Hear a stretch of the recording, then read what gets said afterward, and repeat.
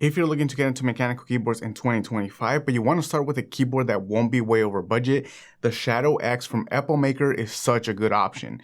It comes in at under $50 with full support for customizing keys, multiple connection options, and it even has a small screen that shows my dog Coco on it. If you're new here, my name is Gabriel and I create videos on home studio tech to help you build and upgrade your setup with gear that I'm actually using, including mechanical keyboards.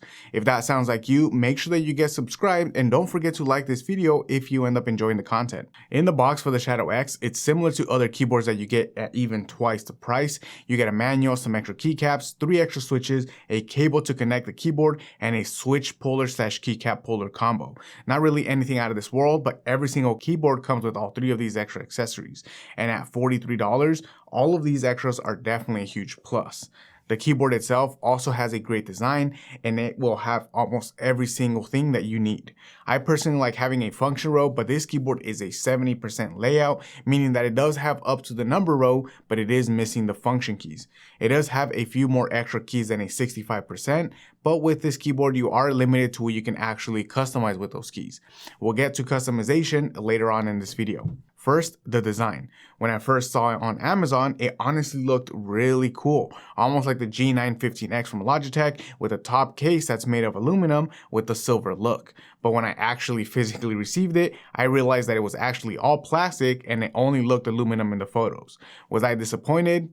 Yes. Am I surprised? No, I think this keyboard literally is less expensive than a used MX Keys keyboard, or really less expensive than any other mechanical keyboard I've seen, including Keychron's wired options.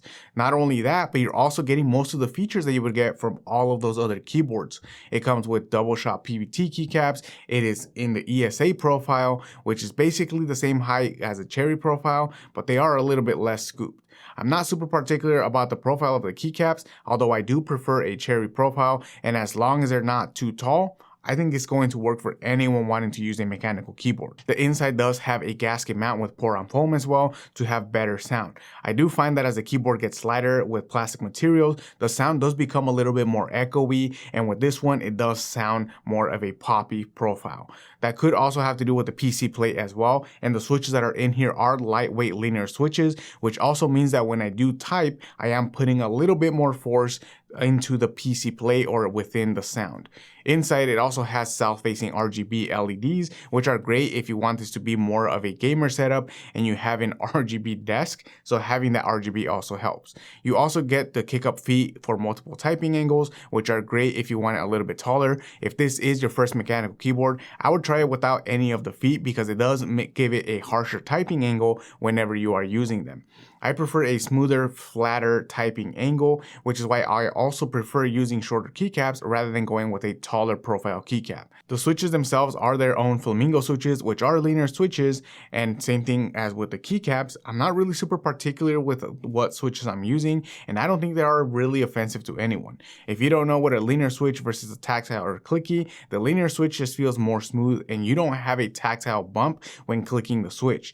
And you also don't have a sound or a clicking audible switch whenever you're clicking the clicky switches. I have been preferring linear switches lately because it's easier and faster to type on, so I would recommend for you as a starting point to start with linear switches. They're usually a little bit lighter and easier to type than a tactile switch. And then there are the 2 differentiating features from this keyboard that really stood out to me as the biggest value.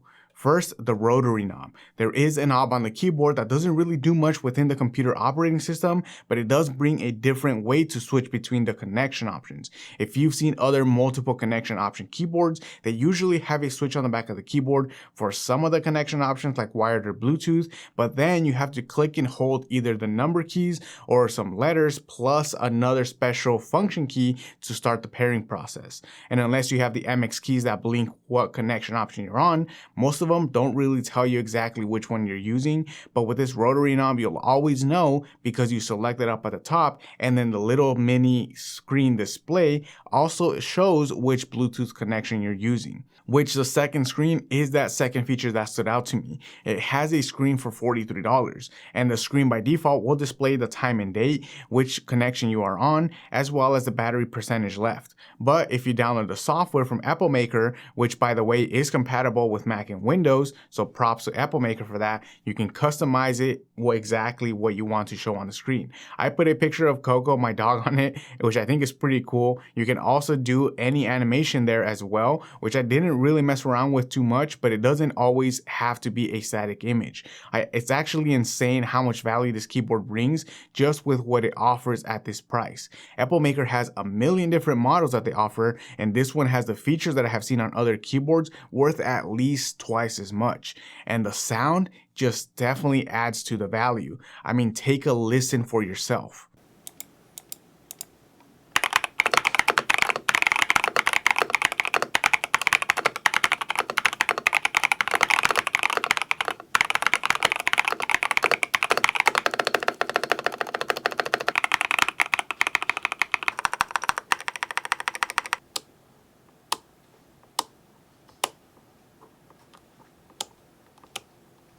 The sound is always going to be subjective, but I do like how this one sounds. And I might make some mods to make it sound a little bit deeper, maybe a little bit less bright, because like I mentioned, with all the plastic, it is a little bit echoey to me. But when it comes to using the keyboard, it does have a nice typing feel to it. And I think it has to do with the keycaps and the switches most of all. The lightness from the switches adds to the ease and less stress it applies to your fingers. And then you can also use it for gaming if you use a 2.4 gigahertz dongle, so that you have lower latency and still can game with this keyboard. I personally gave up gaming at my desk and would rather game on a TV, so I'm not using the keyboard and mouse anymore, but it's still a great option if that's something you're using. The sound profile for this one is definitely miles ahead to other similar price keyboards, and it has usability for both productivity and gaming as well. Even though this keyboard doesn't come with VIA compatibility, like I mentioned previously, Apple Maker does have an app that works with both Mac and Windows, and in the app you can reassign the key presses to go to a macro. You won't have full customization like changing the keys to be different letters, but you will have enough to set up macros, which is usually how I use the software if I end up remapping any of the keys anyways. This is the same software where you can also set the animation for the screen to be something other than just a picture. I will say that the photo you choose has to be a small file in terms of megabytes. It's difficult for it to read if it's coming straight from your phone, since the file sizes from the phones are definitely too large. So you will have to find a way to adjust that to a smaller picture. If you're good at art, you can also just draw the photo that you want with the pen tool that is available in the Apple Maker app. I tried this and it wasn't the best, so I just gave up, and it is going to be more pixel art rather than having really good curves because the screen is super small. And at the price, there are definitely some features and qualities of life that could be improved on. The first thing being the materials used. Like I mentioned before, it's all plastic. And while that's not really going to make or break the keyboard, it really does add a lot to the sound signature, weight, and the look of the keyboard as well. There's also the colors. I personally am not a fan of the color choices for the keyboards. The gray and black option doesn't look too bad, but the other white options don't look the best, especially since they look more of an off-white rather than a really true white. Again, this will all be personal taste, but it's definitely not the color options for me. Then there's the screen. The screen is a great addition, but adjusting it on the keyboard is almost impossible. It comes from the factory with the wrong time, which isn't bad, but from there you can't manually adjust the screen if you'd rather do it on the keyboard itself.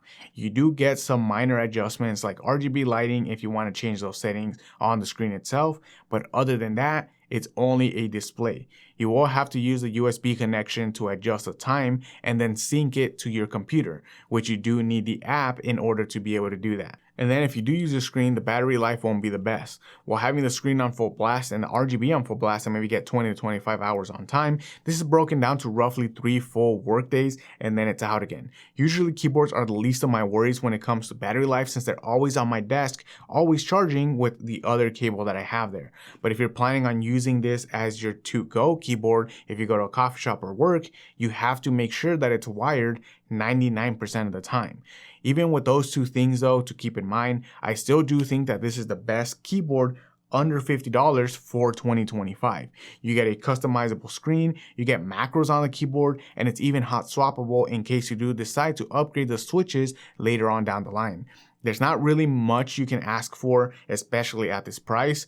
But what are your thoughts? Is this the best keyboard for 2025? Let me know down in the comments. As always, thank you for watching. Click here to watch another one of my videos, and I'll catch you in the next one.